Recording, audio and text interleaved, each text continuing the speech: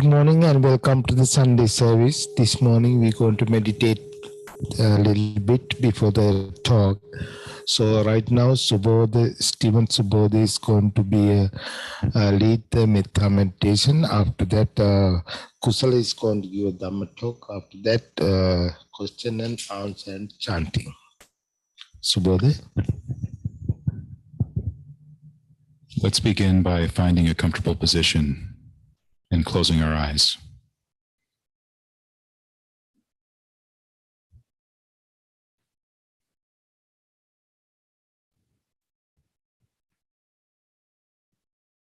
Let's start with thoughts of goodwill, thoughts of metta toward ourselves.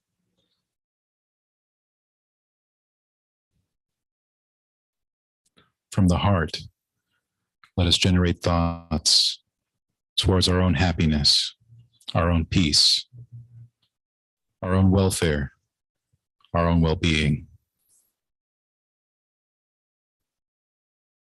This is a genuine desire for our true happiness, our safety.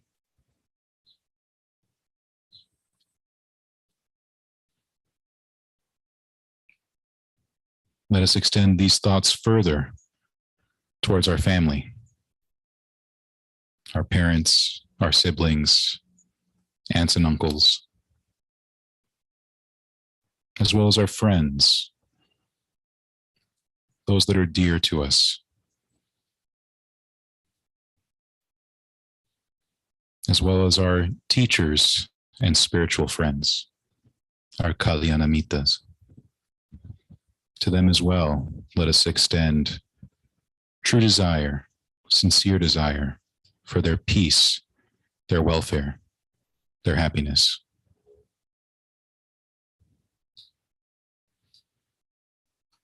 Further still, we can think of our acquaintances, people that we don't know that well.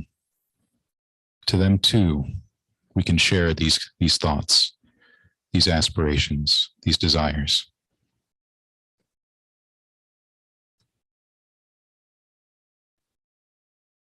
These determinations that they too can be well and happy, peaceful and safe.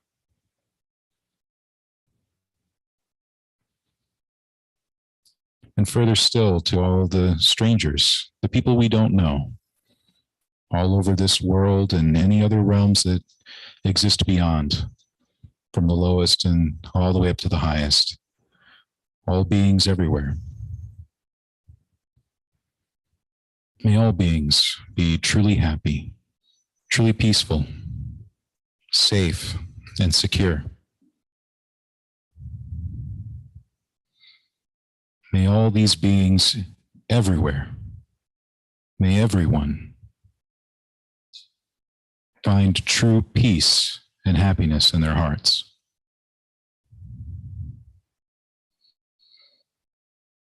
And with our minds thus gladdened with these thoughts that we've generated, these wholesome desires that we've shared, the desire for true happiness, true peace, everywhere in all directions, let us now settle into attention of the breath as it goes in and goes out. Secure here in this body, in this mind, suffused with metta. Let us continue to follow the breath until we hear the bell.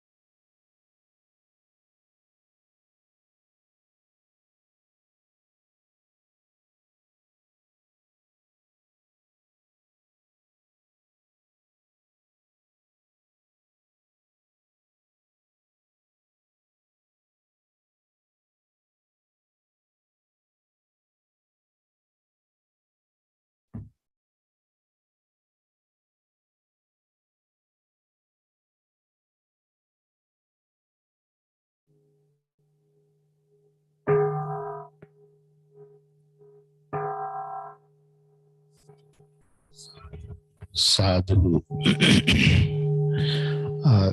Thank you, Subodha, leading the meditation. Right now, Kusala, you can start your Dhamma talk.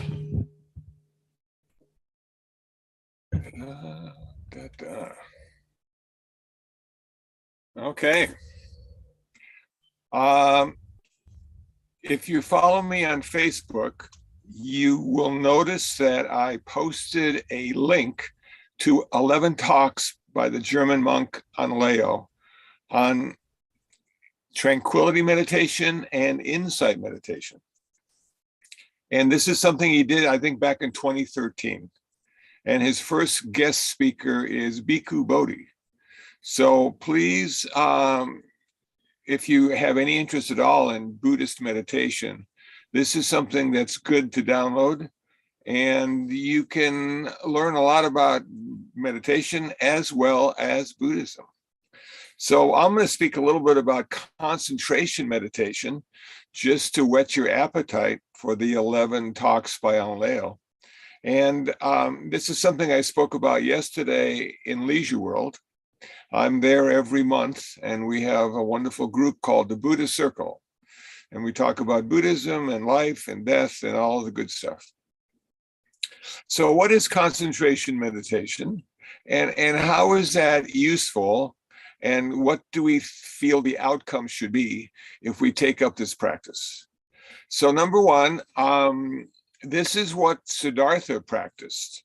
Siddhartha, before he became the Buddha, did samatha or tranquility meditation and became very good at it. In fact, better than some of his teachers. And his teachers would say to him, "Why don't you take over my students? You're much better than I am." And he resisted that. And ultimately, he came to the conclusion that tranquility meditation does not give you complete and permanent release from suffering.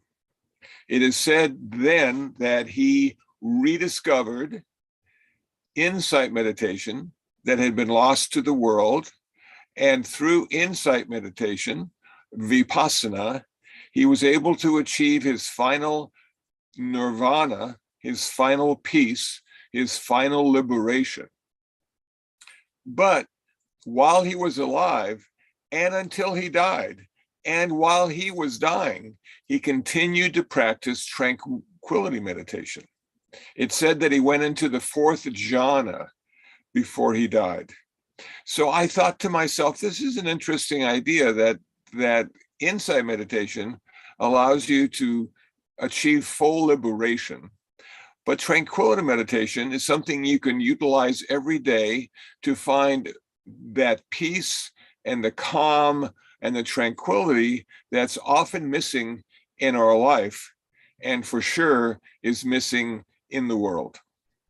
So imagine you're sitting in meditation, whether it be in a chair or a bench or sitting on the floor, and you're full lotus, you're half lotus, you're Burmese style, and you bring your attention to the tip of your nose and feel the sensation of breath going out and coming in, going out and coming in. Now, one of the unique things about sensation is that it's always happening right now. The sensation you feel now is not the same sensation you felt yesterday and will not be the same sensation you'll feel tomorrow. It's a unique way to access the present moment experience of your life. So you're sitting and all of a sudden your mind becomes distracted and you lost the focus on breath, and then you struggle to get it back. And you say to yourself, maybe what I'll do is I'll count my breath, which will tether my mind to the sensation of breath. And you start to count 1, 2, either the exhale or the inhale, up to 10, down to 1, up to 10, down to 1. And you do it for 10, 15, 20 minutes, depending how much time you have or depending on how long you feel that you can concentrate effectively. What you'll find as you continue to do this is you'll go into the first level of concentration meditation called the first jhana, Jhana, and you'll find there are 5 characteristics. The 5 characteristics of the first jhana are applied thought, sustained thought, happiness, bliss, and equanimity. You sit with that. You apply your thought, you sustain it. You find the sensation of breath and you hold it there. And because of that fixed focus on the sensation of breath, you'll find a mental happiness arising. You'll find a physical pleasure or bliss arising, and you'll feel the first bit of peace or calm, which we'll call equanimity. As you continue day after day, week after week, you'll find that the object of meditation and following it are connected without any effort at all. So you lose 2 characteristics and you go into the second level of tranquility concentration, which has now 3 characteristics. So you've left behind applied thought and sustained thought, no longer necessary. Your mind is focused on the sensation of breath. You have a greater sense of bliss or physical pleasure. You have a greater sense of happiness, and you have a greater sense of calm and peace we'll call equanimity. Now, to go into the third level, we have to give something up. And we have to either give up the pleasure or the bliss, we have to give up the happiness, or we have to give up the equanimity. Now, we really don't have a whole lot of control when it comes to pleasure or pain. The circumstances and the mind state we find ourselves in oftentimes determine how much pleasure, how much pain. So when I say we have to let something go, we're not talking about denying or turning our face away or hiding our head in the sand. What we're saying is this, that your job as a meditator is not to get rid of pleasure, but to get rid of your attachment to pleasure. Because pleasure will arise, it will exist, and it will fall away. And oftentimes we try to hold on to it and have it last as long as we can. But the meditator realizes that this struggle of holding on to the pleasure only increases our suffering and our dissatisfaction. And if we're able to figure out a way to let go of the attachment, then we go into a deeper state of concentration. And we also now no longer have an attachment to pleasure or an aversion to pain. Attachment, aversion, they're connected. You can't have one without the other. As we slide into the third jhana, now we have 2 characteristics left. We have happiness and we have equanimity.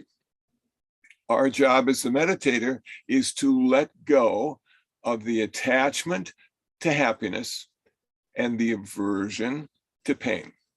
So we want to struggle understanding that happiness and sadness are part of the same coin, just different sides. And when we're able to let go of our attachment to happiness, we're able to let go of our aversion to sadness, and we slip into the 4th jhana. And in that jhana, in that level, we have one characteristic that still remains, and that would be peace, calm, equanimity. And that's what the Buddha went into when he passed away from this life into his next life. He created a mind state that allowed him to let go of everything forever. And what we're doing is we're creating a mind state to let go of everything for the few minutes that we're meditating. Guaranteed, though, when the gong rings and the meditation session is over, all that falls away and we start to feel like our old self again, maybe a little lighter, maybe a little more transparent, but it doesn't last when we're out of our meditation practice. We go out the front door, we get into our car, we drive on the 405 freeway, we become aggravated, we become conscious that the world is against us and we'll never make our destination on time, etc., etc. So how is this useful? What can we expect from doing a concentration meditation on a regular basis? Oftentimes what we see is that there's a certain level of calm and acceptance in our everyday activities in life that wasn't there before. We seem to understand at some deep level that we're going to be faced with the dilemma of unhappiness and sadness and ultimately suffering because we want things to be different than they are. And this concentration meditation practice allows us to see that if we can come to a place of acceptance with the way things are in every situation we find ourselves in, our stress, our unsatisfactoriness, our suffering will be reduced greatly. And that allows us then a certain level of freedom that we didn't have before, freedom from suffering. As we continue in our meditation practice, we start to see that the self, the ego, the personality is oftentimes the culprit in creating our life because it knows how it's supposed to be. Now, its job is to keep us alive. The ego, the self, the personality is there because we're a human being. So we don't want to criticize it. We simply don't want it to be the master any longer. Our meditation practice has allowed us to see that when we're in deep states of concentration meditation, the ego seems to actually go to sleep for a while. It seems to be anesthetized. And with that freedom, we're able to see the world in a much more realistic way when it's not colored by how we think things should be or how we think things are. We're simply now the observer and no longer the participant in this thing we call life. But again, it only lasts for a short period of time. And we've all had experiences, perhaps, that are very similar to this in our everyday life. Imagine it's the evening, you're in Santa Monica, you're walking on the sand, the waves are lapping the shore, there's a full moon in the sky. And for a minute there, for a moment, for a few seconds, we transcend the feeling of who we are, and we come into this realm of existence that we didn't necessarily know existed. And it's the interconnection and interdependence of all phenomena. Buddhism, they talk about that a lot, that our ultimate reality is not the separateness of self. Our ultimate reality is the interconnectedness and interdependence of all phenomena.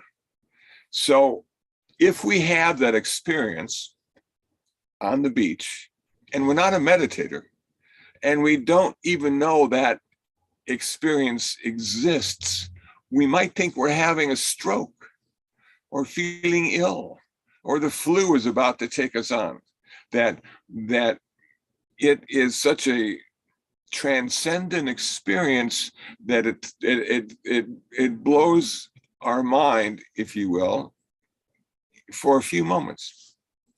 The meditator, on the other hand, would recognize that and would understand that that's one of the possible ways of experiencing the world, because it's transcendent, it's beyond the limited self and ego, it's no longer relative, now it's ultimate. But we can't live in the ultimate, unfortunately, though some people would like to. We have to go back to the relative. We have to go back to self. We have to go back to how things are supposed to be, because we have stuff to do. We've got to work. We've got to drive. We've got to pay our taxes. We've got to do a lot of things as a self, as a separate entity that we couldn't do if we were interconnected and interdependent.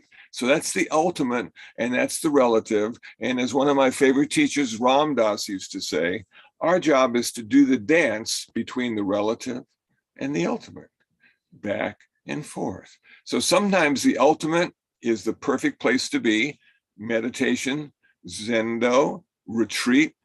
Sometimes the relative is the perfect place to be, paying bills, going to the grocery store, on the 405 freeway. We've got to be somebody. We've got to be somebody doing something. We have a life to live, and we got things that need to happen. So this meditation practice, this concentration meditation practice, leaves us with a certain calm and a certain peace, but it also allows us to see the possibilities of our life, the possibilities that we've been born into because we're a human being, the option of being a bodhisattva. Let me speak just briefly about that, because this is an important consideration in Mahayana Buddhism. The bodhisattva ideal is to be of service to all sentient beings, to understand that all sentient beings have major or limited suffering because they're alive, and they have a brain, and they have a little ego, maybe like a cat or a dog, or they have a huge ego like a human being, and we're all struggling at a certain level. So the Bodhisattva says, after experiencing enlightenment, let me define enlightenment according to me. Enlightenment is the direct experience of the interconnection and interdependence of all phenomena. And you come to the realization that you are connected to everyone, and everyone is connected to you. And if one person in the world is suffering or feeling hungry, there's now a little piece of you that's suffering or feeling hungry. But the good side is, if one person is achieving success and fulfillment and happiness, then there's a little piece of you that feels that same success, fulfillment, and happiness. But the Bodhisattva ideal comes out of this interconnection and interdependence. And it is said that the Bodhisattva refuses nirvana until they have finished their vow of being of service and useful to all sentient beings. And once the last sentient being is no longer suffering, then they will accept their nirvana as well. And if you do the math on this, it's forever. It's forever. You're not going to be able to ever make everyone end their suffering. And as soon as a few people end their suffering, they die, and a few more people are born. And the first cause of our suffering is birth. And then they become human. They become somebody, and they have all the issues every somebody in the world has. And they might find Buddhism, and they might have a bodhisattva in their life who is encouraging them or helping them or directing them on how to reduce and ultimately end their suffering. And then they die, and then somebody else comes. So for me, it's ironic that this ideal of being a bodhisattva and ending suffering in the world cannot possibly happen by the numbers, and yet there are hundreds, if not thousands of people who have chosen to follow the Bodhisattva path and be of service to those who are suffering. Now, this idea of equanimity and perfect balance and acceptance of the way things are can lead you to a misunderstanding. So when you get to that place in your practice or your life, when you have come to a place of acceptance with the way things are, and you no longer are feeling the suffering or the dis-ease, because now you have acceptance, that doesn't mean that you don't care. What that means now is you have decided that you will help those who are suffering. Those who are suffering. But other than that, you're not going to be able to change the world. You can't change the world. You can help the world go in certain directions, but you can't change the world. So for a Buddhist, what our job is to change the way we experience the world and be of service to those who are suffering. So imagine two people.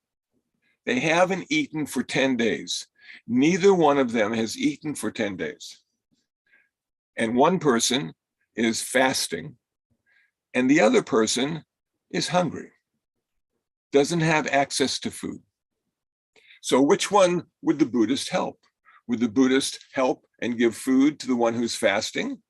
Or would they encourage the person who is fasting to continue and maybe put on another day? Instead of 10 days, why don't you go for 11 days, the Buddhist might say. Because you're going to learn so much about yourself, and you're going to find out where hunger comes from and how hunger is satisfied. And more importantly, you'll find out that hunger is never ultimately satisfied, because it's just a matter of hours or days until you're hungry again. But the person who lacks food, the person who doesn't want to practice fasting, the person who wants to eat, to stay alive, to stay comfortable, to push away the hunger, that's the person the Buddhist would work with, because that is helping to reduce the suffering. So it's not turning your back to the world in an uncaring way. It's being a bit more specific. How can I help others suffer less? And ultimately, your suffering is ended, and their suffering will be ended as well. And this all comes out of counting your breath, understanding how important each breath is that we take for granted. That if we stop breathing for 5 minutes, we're dead. We're dead. And yet our whole life, depending on how old you are, you've never not breathed for 5 minutes. You're still here. Amazing. So this allows us to also connect with the magic of our life, this breath counting, this sensation of breath, that is such an important aspect of our life that is overlooked every day, that we don't even think about. And yet in 5 minutes, our life can be taken away. So if you have access to my Facebook page, you have access now to 11 talks on insight meditation and tranquility meditation, and with a huge dose of Buddha Dharma thrown in for good measure. So I would encourage you to download it, to find the link, and learn something important about what it means to be a Buddhist and what it means to be a human being. I'm going to stop there. I think I've said enough for our little Sunday morning talk. And I'm wondering if anybody has anything they'd like to say or comment. And I'm going to put my little computer glasses on so I can see the screen. Shraddha, how are you? Your mic is off. Yes. There you go. I thought that your talk today was just brilliant. I really, really loved it. And I always like hearing you talk about enlightenment, because I think your definition is so succinct and so Buddhist and so right. I mean, it just, so thank you for Thank you. being our teacher. Thank you.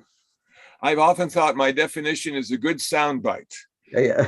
You don't need to have 12 pages of text. No, You know. no. Yeah. So Thank you, Sean. Thank you. That's good. John, how about you? Were you listening carefully today? Yeah, no, thank you for sharing that. All right. Good to see you again. It's good to see you again. Your hair is looking good. Thank you, man. Not as good as mine, but it's looking good. My issue with meditation, it's always the same, and I feel like it's been a little bit of a rut for me for years, is that I'm frequently distracted by thought, and especially now that I'm not going to a Zenda or a dedicated, meditation center in person on a regular basis. It's a lot harder to do it at home. I do it every day, and I try not to get attached to the moments of concentration, but I just find my mind just keeps jumping around. It is what it is. Well, it's because you're working, man. You Yeah. got a life. You got mortgages to pay. Yeah. You can't just be sitting around doing nothing. Right.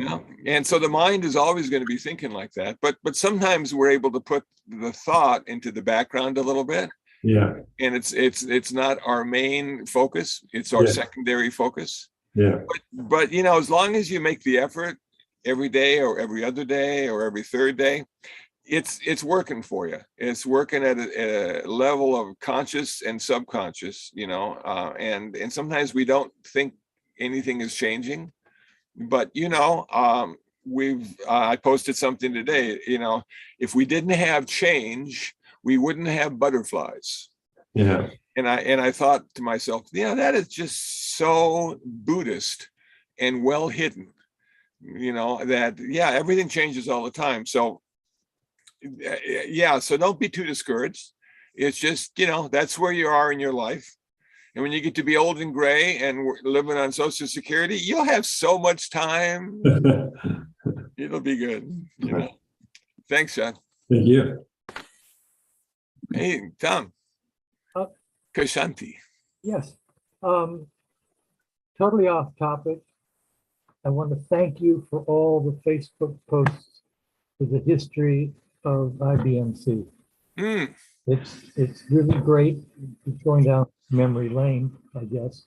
But I thank you for that historical perspective you've been putting. Thank you. Thank you. Yes, IBMC, I think, made a difference in Los Angeles. That there are a few meditation centers that have been around for 50 years or so, and they've all made a difference, and we're one of them. And so it's nice to have this legacy, and it's nice to have the internet that we can share with anybody who might be interested. And we have so much to pull from. I mean, I was able to find newsletters and booklets, and of course the wonderful pictures of all the people that aren't with us any longer, but they were in their prime and they were excited about what they were doing and all that kind of stuff. And I thought, this needs to be up there as well. And I also like to post all the pictures I've taken. I think the cactus flowers that I took, I thought that was a good picture. That makes me happy to see the beauty that IBMC has as well. So thank you for noticing, and thank you for saying something. I appreciate that. My pleasure. All right. And more to come. Jeannie, how are you today? Are you mic? No, can't. I've missed your talks we've just been busy. Yeah, but I'm glad came today. Yeah. And I keep my meditation, and like John, my mind jumps around, and I'm on Social Security and it's still jumping around. So well, John, did you hear that? Maybe Social Security won't calm your mind. I don't know. That's funny.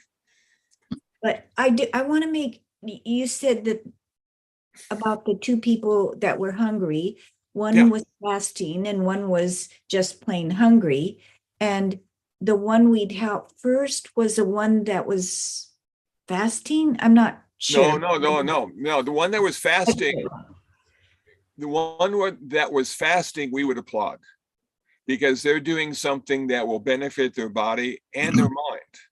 But the one who was hungry, they don't get anything other than hunger and suffering. So that's the one we would want to help, is the person who is hungry.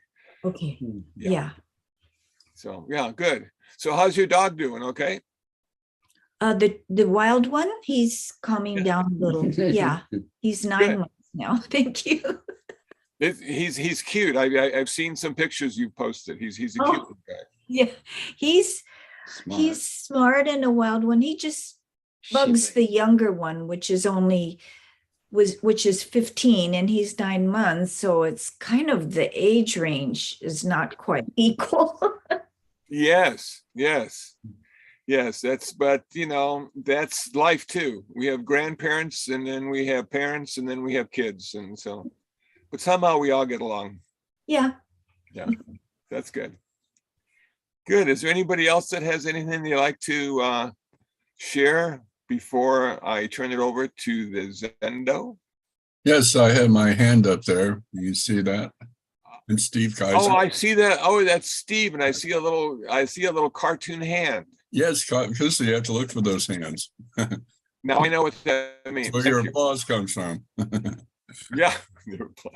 I was just wondering, Tom referred to some historical information about IBMC.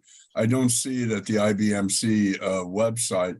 Is it at your Urban Dharma website instead?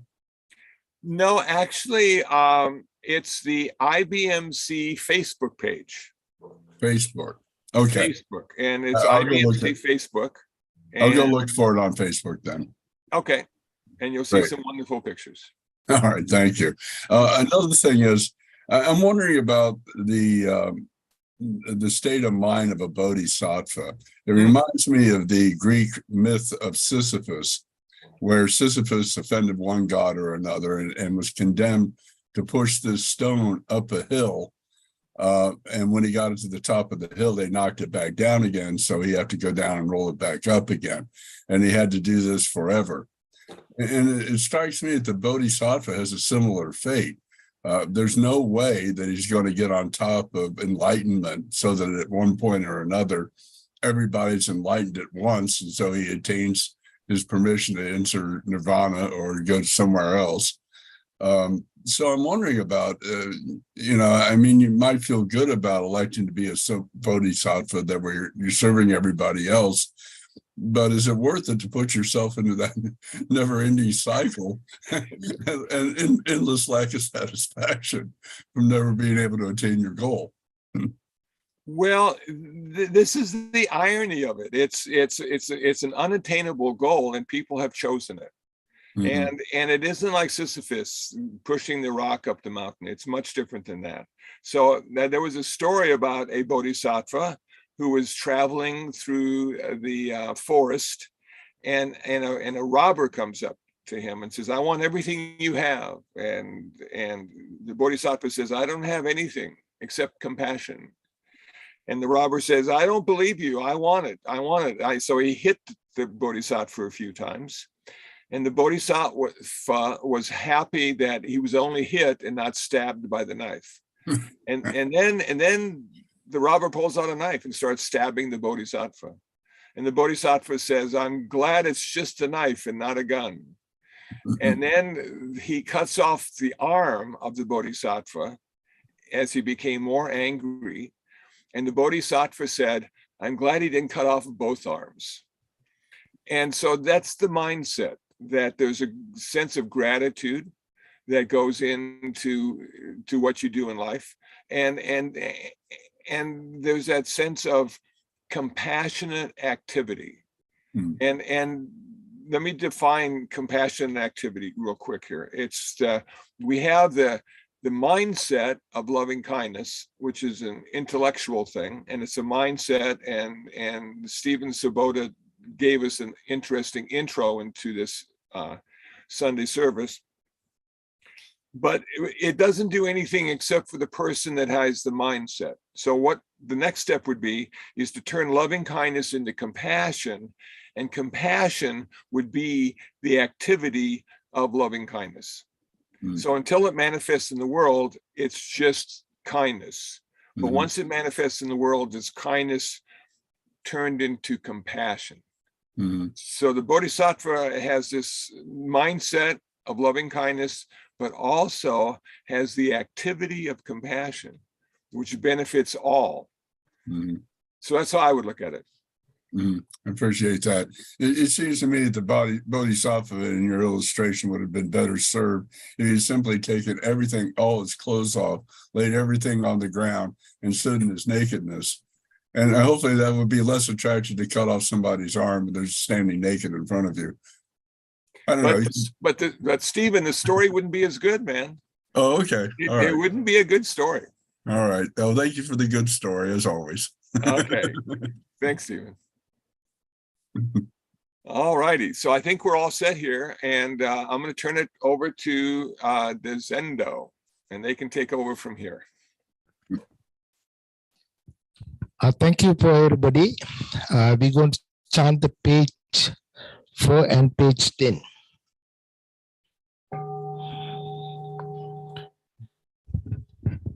Namo tassa bhagavato arahato samma sambuddhassa. Namo tassa bhagavato arahato samma sambuddhassa. Namo tassa bhagavato arahato samma sambuddhassa. Buddham saranam gacchami, Dhammam saranam gacchami, Sangham saranam gacchami. Sentience beings numberless, I vow to serve them all. Deluding passions are inexhaustible, I vow to end them all. Dhamma grades are limitless, I vow to study them all. Buddha's way is supreme, I vow to attain it. May suffering ones be suffering free, and the fair struggle fearless be. May the craving share all grief, and the sick find health to live. Ningi gukuno poka ojane jnanam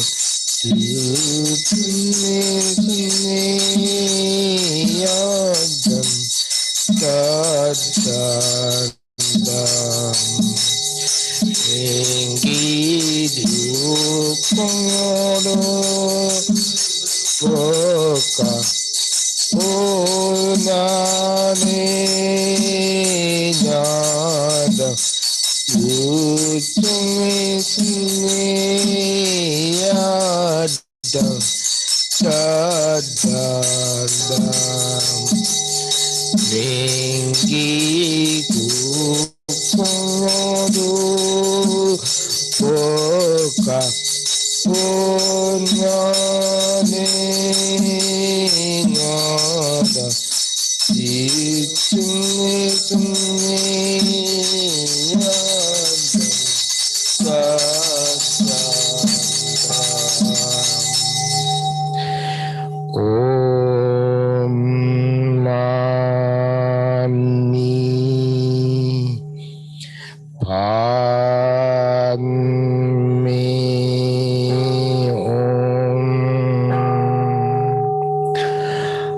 thank you again. Few announcement. Next week, next coming Sunday, Steven Subodha is going to be a Dhamma talk. He's going to give a Dhamma talk. So temple is open for everybody. You can come 10 o'clock to 12:30 is going to be open every Sunday. So some other program also we're going to start very soon, possibly the beginning of the new year time. So that's the announcement today. And thanks again being with us today, the Subodha and Mr. Nam also, and Ashan for everybody also. Thank you for everybody. And by the power of the Buddha, Dhamma and Sangha, you all be well and happy. Sadhu, sadhu, sadhu.